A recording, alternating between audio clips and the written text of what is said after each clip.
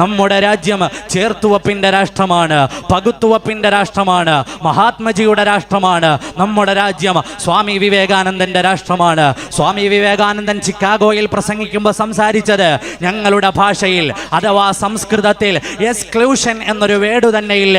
പകുത്തുവെക്കൽ ഞങ്ങൾക്കില്ല, എല്ലാവരെയും ഉൾക്കൊള്ളുന്നതാണ് ഞങ്ങളുടെ രാജ്യമെന്നാണ്.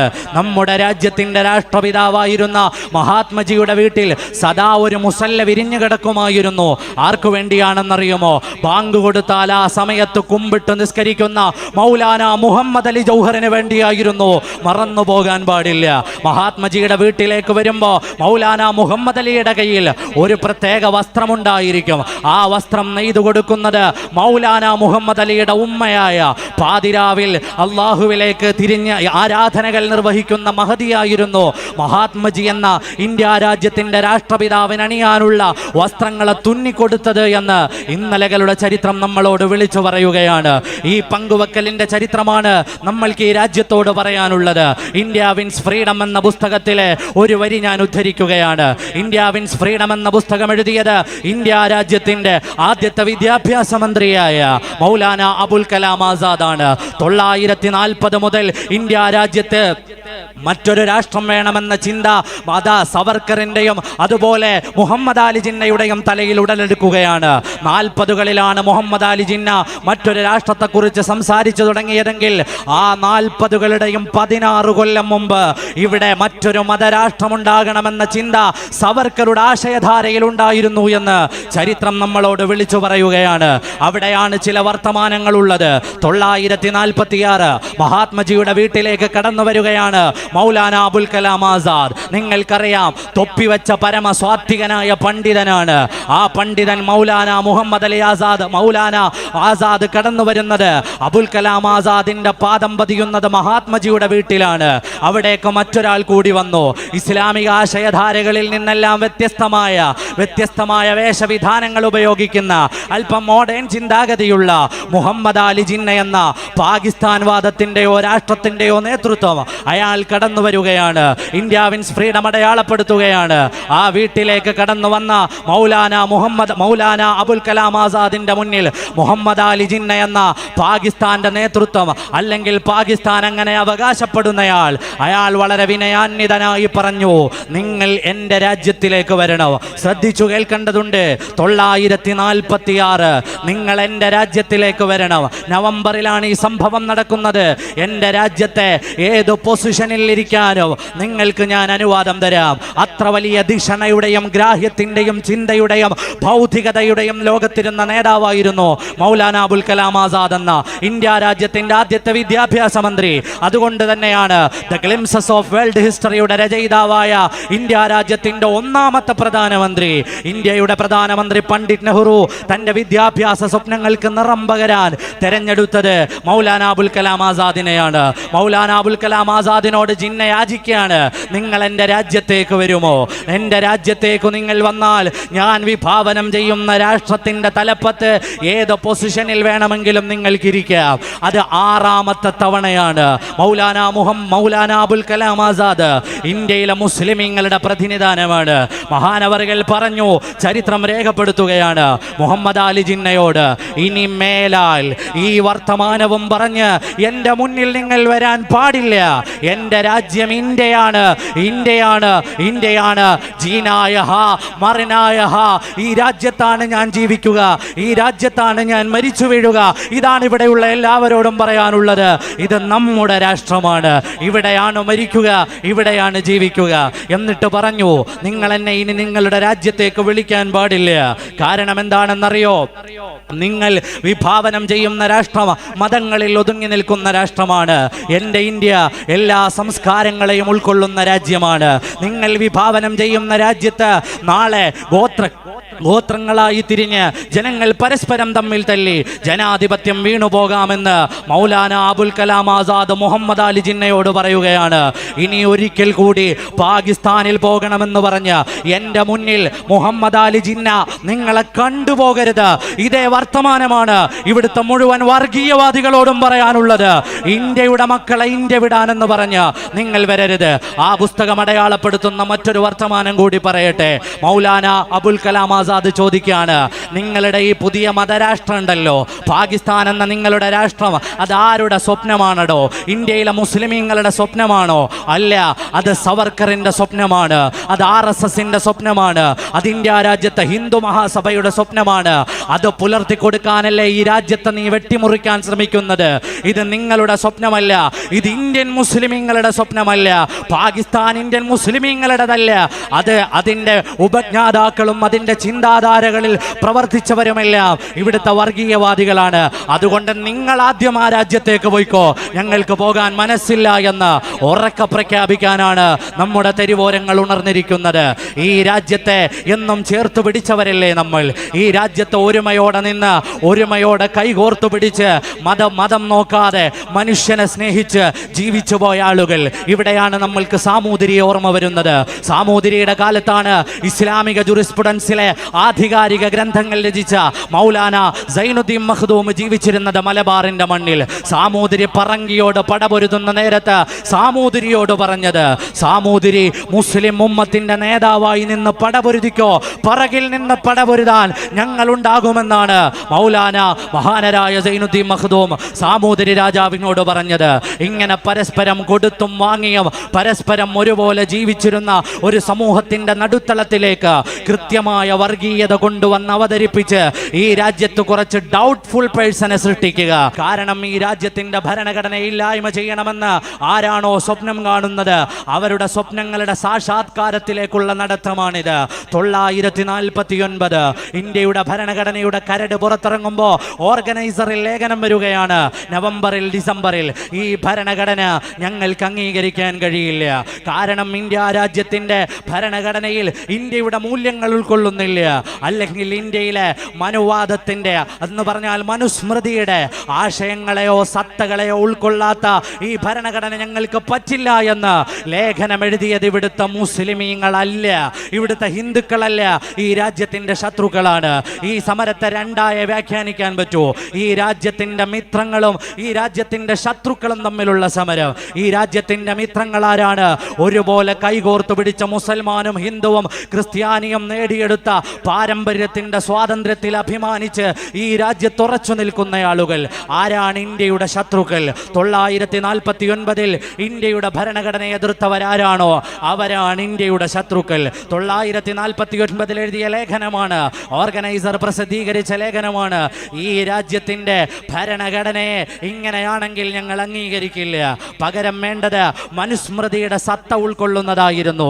2800-ലേറെ ശ്ലോകങ്ങൾ ഉൾക്കൊള്ളുന്ന പല ജാതികളായി മനുഷ്യനെ വേർതിരിച്ചു നിർത്തിയിട്ട് ഉയർന്ന ജാതിക്കാരൻ ഒരു നിയമവും താഴ്ന്ന ജാതിക്കാരന് മറ്റൊരു നിയമവും കൽപ്പിച്ചു കൊടുക്കുന്ന ആ മനുസ്മൃതിയെ കുറിച്ച് ഓർക്കുമ്പോൾ ഒന്നുകൂടി പറയാനുണ്ട്. ആ മനുസ്മൃതിയുടെ ആശയധാരകൾ നീതിയല്ല എന്നതുകൊണ്ടാണ് ഇന്ത്യ രാജ്യത്തിന്റെ ഭരണഘടനാ ശില്പിയായിരുന്ന ഡോക്ടർ ഭീമറാവു അംബേദ്കർ 925 ഡിസംബർ 27 സാവിത്രി നദീ തീരത്ത് വെച്ചിട്ട് മനുസ്മൃതി കത്തിച്ചു കളഞ്ഞത്. അത് നമ്മൾക്കുള്ള ഉത്തേജനമാണ്.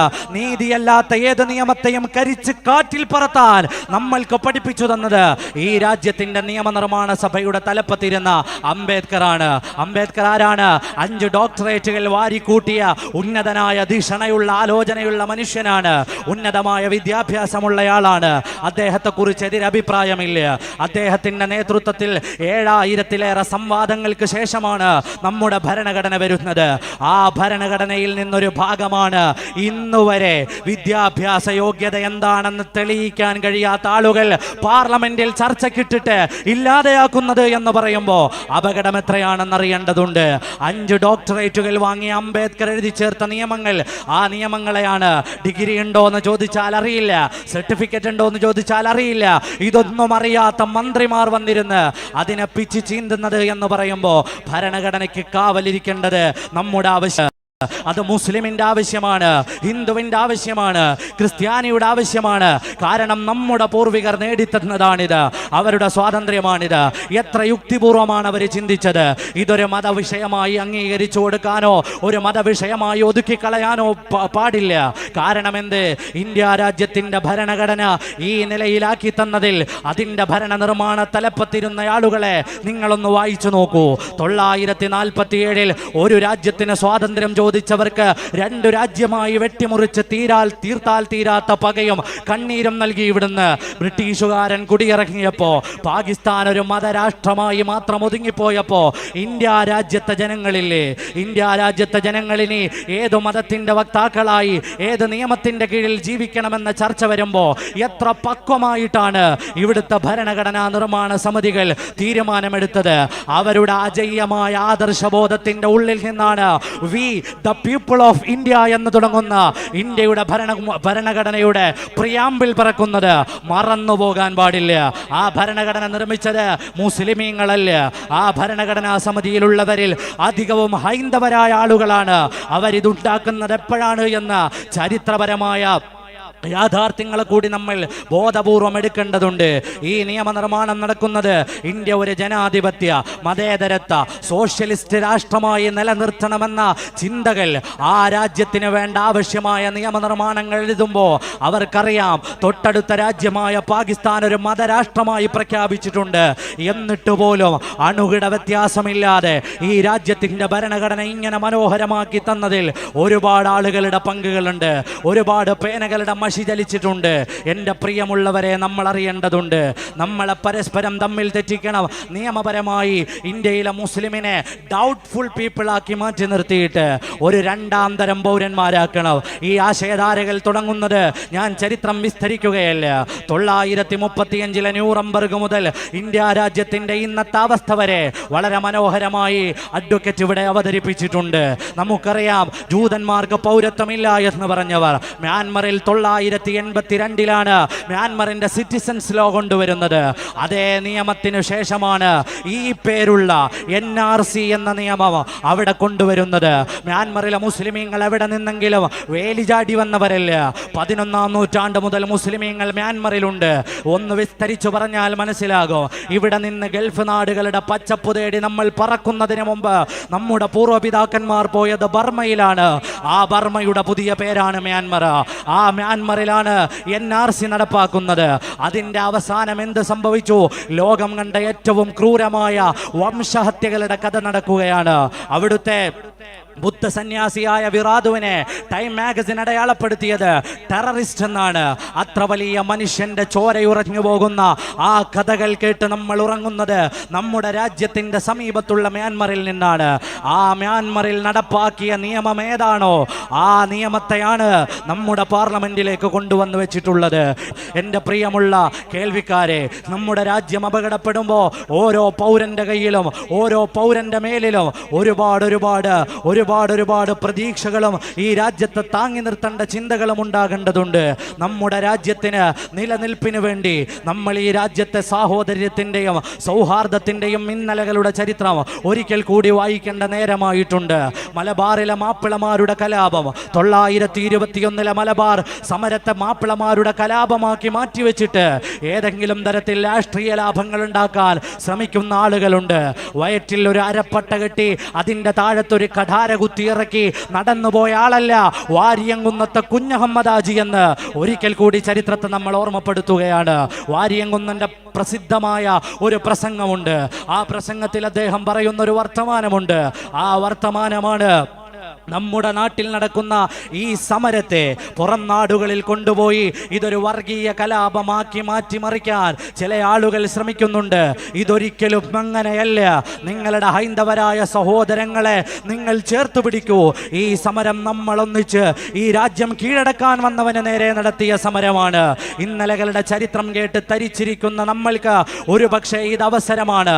മഹാത്മജിയാകാൻ, ഭഗത് സിംഗ് ആകാൻ, മൗലാന മുഹമ്മദ് അലി ആകാൻ, മൗലാന മൗലാന ഷൗക്കത്ത് അലിയാകാൻ, ഇന്ത്യ രാജ്യത്തിന്റെ ആത്മാവിന് വേണ്ടി ജീവൻ കൊടുക്കാൻ നമ്മൾക്ക് ചിലപ്പോൾ ദൈവം തരുന്ന അവസരമാണെങ്കിൽ ഒരുമിച്ച് ഈ രാജ്യത്തിന്റെ മതനിരപേക്ഷയ്ക്ക് വേണ്ടി, മതേതരത്വത്തിന് വേണ്ടി ജീവൻ വെടിയാൻ നമ്മൾ ഉണ്ടാകുമെന്ന പ്രഖ്യാപനങ്ങളാണ് നമ്മൾ ഈ തെരുവോരങ്ങളിൽ നടത്തുന്നത്. ഈ രാജ്യം ഇങ്ങനെ സുന്ദരമായി നിലനിൽക്കേണ്ടതുണ്ട്. നമ്മളുടെ ഭാവി, നമ്മളുടെ മക്കൾ, നമ്മളുടെ തലമുറകൾ ഒരുമിച്ചൊന്നായി കൈകോർത്തു പിടിച്ച് സന്തോഷത്തോടെ ഇവിടെ വിഹരിക്കേണ്ടതുണ്ട്. അതിനെതിരെ വരുന്നവർ അവർ ഇന്ത്യയുടെ ശത്രുക്കളാണ്. അവർക്ക് ഇന്ത്യയുടെ ചരിത്രം അറിയില്ല. പല സ്ഥലത്തും വായിച്ചു. കേന്ദ്രമന്ത്രിയായ സഞ്ജീവ് ബാലനെ വരെ ഒരിക്കൽ വായിച്ചത് ഞാൻ ഓർക്കുന്നു. അയാൾ പറയുകയാണ്, ഇന്ത്യയിൽ ഇങ്ങനെ ഒരു നിയമം വരുമ്പോ ഹിന്ദുവും മുസ്ലിമും ഒക്കെ കൈകോർത്തു പിടിക്കുമെന്ന് ഞങ്ങൾ വിചാരിച്ചില്ലപ്പോൾ. അത് നിങ്ങൾക്ക് ഈ രാജ്യത്തിന്റെ സ്വാതന്ത്ര്യ സമര ചരിത്രം അറിയാത്തത് കൊണ്ടാണ്. ഒരുമിച്ച് ചേർന്ന് കൈപിടിച്ചിട്ടാണ് ഞങ്ങൾ നടന്നത്. അന്ന് സായിപ്പിന് കിടക്ക വിരിച്ചത് കൊണ്ടാണ് നിങ്ങൾ ആ ചരിത്രം അറിയാതെ പോയത് എന്ന് ഒരിക്കൽ കൂടി ഓർമ്മപ്പെടുത്തുകയാണ്. ഇത് നമ്മുടെ രാജ്യമാണ്, ഇത് നമ്മുടെ രാജ്യമാണ് എന്നുറക്കെ പ്രഖ്യാപിച്ച് മനസ്സിൽ ഉറപ്പിക്കേണ്ട നേരമാണ്. നമ്മുടെ രാജ്യം നിലനിൽക്കട്ടെ. സുന്ദരമായ ഭാരതം അഖണ്ഡതകളും സാമൂഹികമായ മാന്യതകളും എല്ലാം നിലനിർത്തിക്കൊണ്ട് എല്ലാവരെയും വകവെച്ചു കൊടുത്ത് എല്ലാവർക്കും വേണ്ടി തുറന്നിട്ടിരിക്കുന്ന സ്വാമി വിവേകാനന്ദന്റെ വാക്കുകളുണ്ട്. വേദനിക്കുന്നവർക്ക് വന്നു കയറാനുള്ള ഭൂമിയാണ് ഞങ്ങളുടെ രാഷ്ട്രമെന്ന്. ആ രാഷ്ട്രമായി നമ്മുടെ രാജ്യം നിലനിൽക്കട്ടെ. എൻ്റെ പ്രിയമുള്ളവരെ, നമ്മൾ ആലോചിക്കേണ്ടതുണ്ട്. നമ്മുടെ ചുറ്റുപാടുകളിൽ വർഗീയത പടർന്നുകൊണ്ടിരിക്കുന്ന കാലഘട്ടത്തിൽ നമ്മളാകുന്ന മനുഷ്യർക്ക് ബാധ്യതകളേറെയുണ്ട്. കാരണം എന്താണ്? നിങ്ങളിവിടെ കേട്ട പ്രസംഗമില്ലേ? ആ പ്രസംഗത്തിൽ പലതവണ പരാമർശിച്ചു കുറി തൊട്ട ഒരു സ്ത്രീയെക്കുറിച്ച്. കാക്കമാർ തൊടാതിരിക്കാനാണത്രേ കുറി തൊട്ടിരിക്കുന്നത്. ഒരു സാധാരണ വീട്ടമ്മയാണ് ആ വർത്തമാനം പറയുന്നത്. അവരെ കേൾക്കുമ്പോഴൊക്കെ എനിക്ക് ഓർമ്മ വരുന്നത് എർണാപെത്രി എന്ന ജർമ്മനിയിൽ ജീവിച്ച ഒരു സ്ത്രീയാണ്. നാസി കാലഘട്ടത്തിൽ എർണാപെത്രി എന്നൊരു സ്ത്രീ ജീവിച്ചു. 943 6ഓളം വരുന്ന 8 ജൂതന്മാരായ കുട്ടികളെ അവർ വെടിവെച്ചു കൊന്നു. 1960 അവരെ വിചാരണ ചെയ്തു.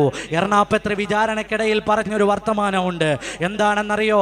എൻ്റെ 2 അതേ പ്രായത്തിലുള്ള മക്കൾ റൂമിൽ ഉറങ്ങുമ്പോഴും യാതൊരു വിധമായ മാനസിക സംഘർഷങ്ങളുമില്ലാതെ ജൂതന്റെ മക്കളെ വെടിവെച്ചു കൊല്ലാൻ എനിക്ക് തോന്നിയത് എൻ്റെ ഉള്ളിലെ കുരുണ്ടു കയറിയ വർഗീയതയാണ്. അവരോട് തോന്നിയ വിദ്വേഷമാണ്. അവർ ഈ രാജ്യത്തിന്റെ പൗരന്മാരല്ല എന്ന തോന്നലാണ്. അത്തരമൊരു തോന്നൽ സൃഷ്ടിച്ചിട്ട് ഈ രാജ്യത്തെ ഒരു മതവിഭാഗത്തെ, നിങ്ങൾക്ക് മ്യാൻമറിന്റെ ചരിത്രം ഒന്നുകൂടി ഓർമ്മപ്പെടുത്തുന്നു. NRC വന്നു, അവരെ രാജ്യത്തിന്റെ പൗരന്മാരല്ലാതെയാക്കി, വോട്ടവകാശങ്ങളില്ലാതെയാക്കി, അവസാനമോ അവരുടെ റേഷൻ കാർഡുകളില്ലാതെയാക്കി. എന്നിട്ടാണ് ക്രൂരമായ നരനായാട്ട് അവിടെ നടത്തിയത്. എൻ്റെ പ്രിയമുള്ളവരെ, ഈ രാജ്യം ഇങ്ങനെ വിട്ടുകൊടുക്കാൻ പറ്റില്ല. കാരണം ഇത് വക്കം അബ്ദുൽ ഖാദറിന്റെ രാഷ്ട്രമാണ്. ആരാണ് വക്കം അബ്ദുൽ ഖാദർ എന്നറിയോ? ഇവിടെ കേട്ടില്ലേ? 6 തവണ ബ്രിട്ടീഷ് അധികാരികൾക്ക് ഐ ബെഗ് ടു യു, ഞാൻ നിങ്ങളോട് യാചിക്കുന്നു എന്ന് സവർക്കർ കത്തെഴുതിയപ്പോ ഈ രാജ്യത്തിന് വേണ്ടി ഇന്ത്യയിലെ രാജാക്കന്മാർ എങ്ങനെയാണ് ബ്രിട്ടീഷുകാരെ കൈകാര്യം ചെയ്യുന്നത്?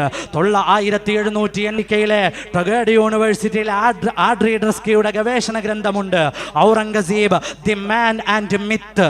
എൻ്റെ ശബ്ദം കേൾക്കുന്നവരൊക്കെ ഒരാവർത്തി വായിക്കേണ്ട ഗ്രന്ഥമാണ്.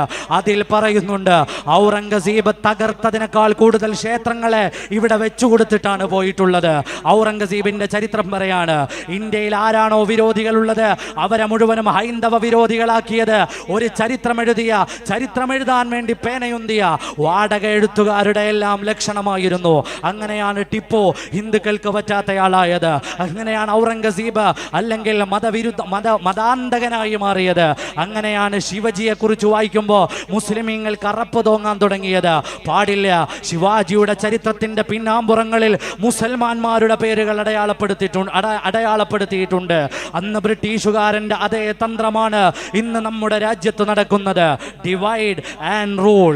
ഒരുമിച്ചു നിന്നാൽ ഒന്നും ചെയ്യാനാകില്ല എന്ന തിരിച്ചറിവിൽ നിന്നാണ് നമ്മളെ പിളർത്തി മാറ്റിയിട്ട് പരസ്പരം തമ്മിലടിക്കുന്നവരാക്കി മാറ്റാനുള്ള ശ്രമങ്ങൾ ആരംഭിക്കുന്നത്. ജാഗരൂകരായി കാത്തിരിക്കേണ്ടതുണ്ട്. നമ്മളുടെ നാട് ഇന്നലെ വരെ സാമ്പത്തികമായി ഇടപെട്ടുകൊണ്ടിരുന്നത്, പടപൊരുതിക്കൊണ്ടിരുന്നത് ജർമ്മനിയോടും ഇറ്റലിയോടും ചൈനയോടുമൊക്കെ ആണെങ്കിൽ ഇന്ന് നമ്മളൊരു ദരിദ്ര രാഷ്ട്രത്തിലെ അംഗങ്ങളാണ്.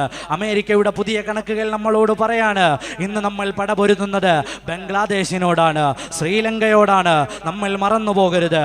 ഒരു ഭാഗത്ത് ഈ മതത്തിന്റെ പേരിലുള്ള ഭിന്നതകളെ അവതരിപ്പിച്ച് മറുഭാഗത്ത് രാജ്യം മുഴുവനും വിറ്റഴിക്കുമ്പോൾ മുസോളനി ഓർമ്മ വരികയാണ്. മുസോളനി പറഞ്ഞൊരു വർത്തമാനമുണ്ട്, സ്റ്റേറ്റും കോർപ്പറേറ്റ്സുകളും ഒരുമിച്ച് കൂടിയിട്ട് ഈ രാജ്യത്തെ മുഴുവനും വിലക്കെടുക്കുന്ന ഒരവസ്ഥയെക്കുറിച്ച് ഒരു പ്രഭാഷണത്തിൽ അയാൾ അടയാളപ്പെടുത്തുന്നുണ്ട്. അതേ അവസ്ഥ ഇന്ത്യ രാജ്യത്തേക്ക് വരുമ്പോൾ എൻ്റെ പ്രിയമുള്ളവരെ, മതമുള്ളവരെ, മതമില്ലാത്തവരെ, എന്നെ കേൾക്കുന്നവരെ, ഈ നമ്മുടെ രാജ്യത്തിന് വേണ്ടി ഒരുമിച്ചൊന്നായി നിൽക്കേണ്ടത് നമ്മുടെ ആവശ്യമാണ് എന്ന തിരിച്ചറിവ് വേണ്ടതുണ്ട്. നമ്മൾക്ക് ഈ രാജ്യത്ത് സുന്ദരമായി ജീവിക്കാൻ നാം പടപൊരുതേണ്ടതുണ്ട്. ആ 190 കൊല്ലക്കാലം പടപൊരുതിയിട്ടാണ് നമ്മുടെ പൂർവികർ ഈ സ്വാതന്ത്ര്യം നമ്മൾക്ക് നേടിത്തന്നത്. അന്ന് അവരോടൊപ്പമില്ലാതിരുന്നവരാണ് ഇന്നും നമ്മളോടൊപ്പമില്ലാത്തത്. അതുകൊണ്ട് അവർക്കെതിരെ പടപൊരുതാൻ ആശയങ്ങളും ആവിഷ്കാരങ്ങളും കലകളും സാഹിത്യങ്ങളും വേണ്ടതുണ്ട്. കാരണം ഇവിടെ എല്ലാവരും ദേശവിരോധിയാണ്, ദേശദ്രോഹിയാണ്. നിങ്ങൾ ആലോചിച്ചു നോക്കൂ, ഒരാളെ ദേശദ്രോഹിയാകാൻ ഒന്നും വേണ്ട, ഒരു വര മതി, ഒരു വരി മതി, ഒരു വാക്കു മതി. നിങ്ങൾ കണ്ടില്ലേ, അടൂർ ഗോപാലകൃഷ്ണൻ എന്ന പ്രശസ്തനായ ഇന്ത്യ രാജ്യം അറിയപ്പെടുന്ന, ലോകതലത്തിൽ അറിയപ്പെടുന്ന സിനിമാ പ്രവർത്തകൻ രാജ്യദ്രോഹിയാണ്. അരുന്ധതി റോയ് രാജ്യദ്രോഹിയാണ്. അങ്ങനെ കയ്യിലെണ്ണിയാൽ തീരാത്ത ഹർഷമന്ദർ അടക്കം. എനിക്ക് തോന്നിപ്പോവുകയാണ്, അഡ്വക്കേറ്റിന്റെ പ്രസംഗം കേട്ടിട്ട് 2 ദിവസം കഴിഞ്ഞാൽ ഇവരും രാജ്യദ്രോഹിയാണ്, ഞാനും രാജ്യദ്രോഹിയാണ് ഓൾറെഡി. എൻ്റെ പ്രിയമുള്ളവരെ, ലോകം മുഴുവനോ രാജ്യത്തിൻ്റെ ഉള്ളിൽ മുഴുവനോ രാജ്യദ്രോഹികളെ സൃഷ്ടിക്കുകയാണ്. വർത്തമാനം പറഞ്ഞു പോയാൽ പിറ്റേന്ന് രാജ്യദ്രോഹിയാണ് എന്ന വർത്തമാനം വരുന്നത് അവിടെയാണ്. ഇന്ത്യൻ ദേശീയത എന്താണെന്നറിയേണ്ടത്. ഗവൺമെന്റിനെ വിമർശിച്ചാൽ അത് രാജ്യദ്രോഹമല്ല, ദേശീയതയുടെ ഒരു പാർട്ട് മാത്രമാണ് ഗവൺമെന്റ്. ഇന്ത്യൻ ദേശീയതയെ അടയാളപ്പെടുത്തിയ ഇന്ത്യ രാജ്യത്തിന്റെ നിർമ്മാണാത്മക പ്രവർത്തനങ്ങളിൽ പങ്കുചേർന്ന എല്ലാവരും എഴുതിയിട്ടുണ്ട്. ഒരു ചരിത്രം അറിയുമോ? അവസാനത്തെ ഉപവാസങ്ങളിൽ ഒന്ന് മഹാത്മജി നടത്തിയത് പാകിസ്ഥാന് വേണ്ടിയാണ്. ഭാഗ്യം ഇന്നായിരുന്നുവെങ്കിൽ മഹാത്മാഗാന്ധി രാജ്യദ്രോഹിയാണ് എന്ന് നമ്മൾ പറയേണ്ടി വരും. ചരിത്രത്തിന്റെ ഇന്നലകളെ മനസ്സിലാക്കേണ്ടതുണ്ട്. കാരണം മഹാത്മജി തുറന്ന മനുഷ്യനാണ്. പാകിസ്ഥാൻ്റെതെന്നോ ഇന്ത്യയുടേതെന്നോ ഉള്ള പ്രശ്നങ്ങളല്ല ഇപ്പോൾ പറഞ്ഞത് നിങ്ങൾ കേട്ടിട്ടില്ലേ? രക്തമുറ്റു വീഴുന്ന സ്വാതന്ത്ര്യത്തിന്റെ രാത്രികളിൽ പഞ്ചാബിലും നവഖാലിയിലും നടന്നുപോയ ആ മനുഷ്യൻ അവസാന നാളുകളിൽ പടപൊരുതിയത്, അവസാന നാളുകളിൽ ഉപവാസമിരുന്നത്, ഇന്ത്യ പാകിസ്ഥാനുള്ള കുറച്ച് പൈസ കൊടുക്കാൻ വേണ്ടി നിശ്ചയിച്ചിരുന്നത്, അതിൽ നിന്ന് കുറച്ച് തുക കൂടി ബാക്കി കൊടുക്കാനുണ്ടായിരുന്നു. അത് കൊടുക്കണം എന്ന് പറഞ്ഞിട്ടാണ് ഇന്ത്യയുടെ രാഷ്ട്രപിതാവ് ഇന്ത്യ എന്താണ് എന്ന് ലോകത്തടയാളപ്പെടുത്തിയത്. കശ്മീരിലേക്ക് വരികയാണ്. കശ്മീരിനെ എന്തിനാണ് വെട്ടിമുറിച്ചത്? ILP ഇന്നർ ലൈൻ പെർമിറ്റിനെ കുറിച്ച് ചർച്ച ചെയ്തു. കശ്മീരികളോട് ഈ നിലപാടെടുക്കുന്ന നേരത്ത് ഭരണഘടനാപരമായി തന്നെ പ്രത്യേകമായ വിഭാഗമായി ഇന്ത്യ രാജ്യത്തിന്റെ നേതൃപദവി അലങ്കരിച്ചിരുന്നവർ, അവർ കൊടുത്ത പദവിയാണ് കശ്മീരിനുള്ളത്. ആ പദവി എന്താണെന്ന് VK കൃഷ്ണമേനോൻ അടക്കമുള്ളവർ UNOയിൽ പോയി ലോകത്തെ ബോധ്യപ്പെടുത്തിയതാണ്. ആ പദവിയെയാണ് ഒരു രാത്രി കൊണ്ട് സസ്പെൻഡ് ചെയ്ത് കളഞ്ഞത്. അവിടെ പറഞ്ഞത് ഒരു രാജ്യം ഒരു നിയമമെന്നാണ്. ഒരു രാജ്യം ഒരു നിയമമെന്ന് പറഞ്ഞ് കശ്മീരിനെ വെട്ടിമുറിച്ചവരാണ് ഇന്ന് നോർത്ത് ഈസ്റ്റ് സംസ്ഥാനങ്ങളെ മുഴുവനും വെട്ടിമുറിക്കുന്നത്. നോർത്ത് ഈസ്റ്റ് സംസ്ഥാനങ്ങളിലേക്ക് കടന്നു ചെല്ലാൻ കഴിയുന്നില്ല. ഇങ്ങനെ നമ്മുടെ രാജ്യം അപകടപ്പെട്ടുകൊണ്ടിരിക്കുമ്പോൾ നാം ഒരുമിച്ചു നിൽക്കേണ്ട നേരമാണ്, നമ്മൾ ഒരുമിച്ചു നിൽക്കേണ്ട നേരമാണ് എന്നുറക്കെ പ്രഖ്യാപിക്കേണ്ട സമയമാണിത്.